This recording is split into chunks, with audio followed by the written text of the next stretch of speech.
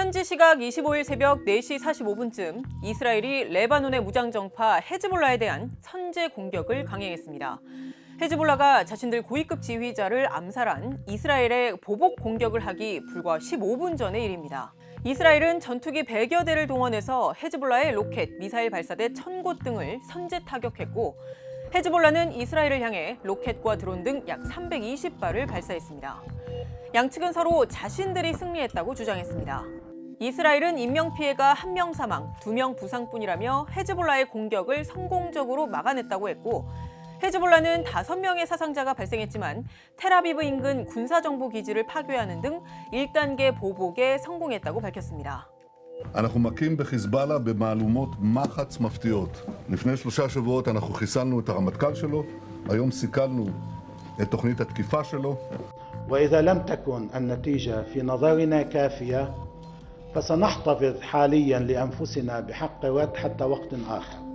이란도 하마스 최고 지도자 이스마일 하니예를 자국 영토에서 암살한 이스라엘의 보복 공격을 예고했는데 이란의 보복은 아직 3주가 넘도록 실행이 되지 않고 있습니다.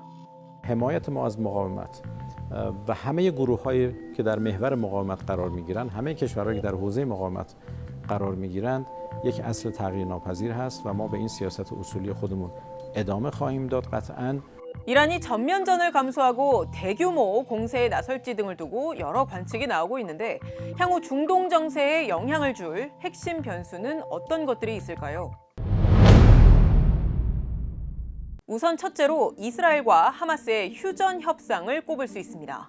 중동 지역이 좀 안정화되려면 첫 단추는 가자 지구 전쟁 휴전, 그다음에 휴전에서 종전, 이것이 선행돼야 된다. 최근 결렬된 카이로에서의 협상을 포함해 이스라엘과 하마스의 휴전 협상은 지난 수개월간 간헐적으로 이루어져 왔습니다. 일시적으로 교전을 멈추거나 인질, 수감자를 일부 맞교환한 적은 있지만 진정한 의미의 휴전 합의를 한 적은 없었는데 이유는 핵심 쟁점에서 양측의 이견이 계속됐기 때문이었습니다.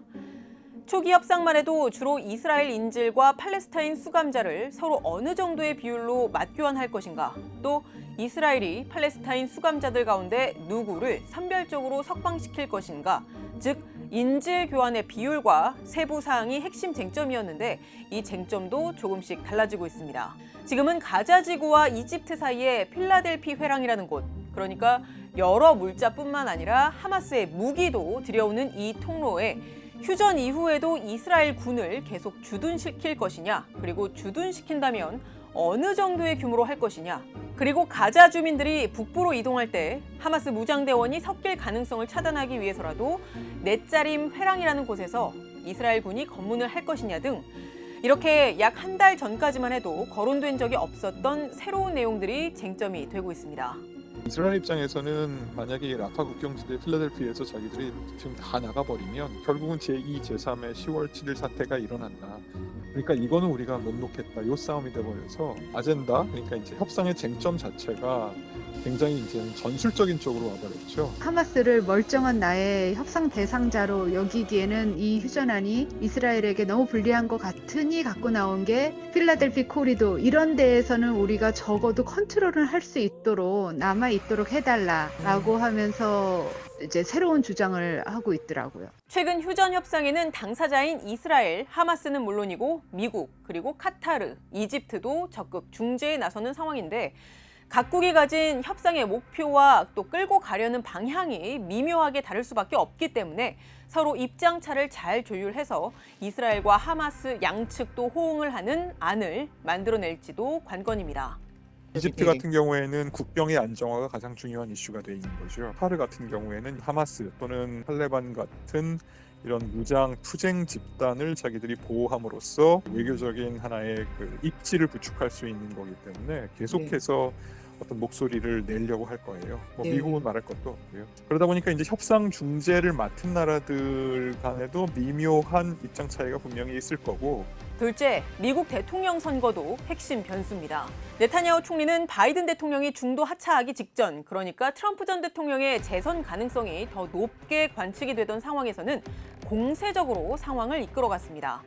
트럼프 전 대통령이 재임 시절에 보여줬던 여러 중동 현안의 대응 방식이 팔레스타인보다는 이스라엘에 상당히 유리했기 때문에 네타냐후 총리로선 트럼프 전 대통령이 당선되기를, 그래서 자신의 이른바 강공 기조에 날개를 달아주기를 희망했을 것으로 많은 전문가들이 예상한 바 있습니다. 하지만 현재 상황은 민주당 후보인 카멀라 해리스 부통령이 역전에 성공할 가능성을 배제할 수 없는 만큼 네타냐후 총리로선 지금과 같은 미국 민주당 행정부의 조속한 휴전과 또 종전 요구, 그리고 과거 트럼프 행정부 때와는 다른 접근법으로 사태를 해결하라는 요구에 직면할 수 있게 됐습니다.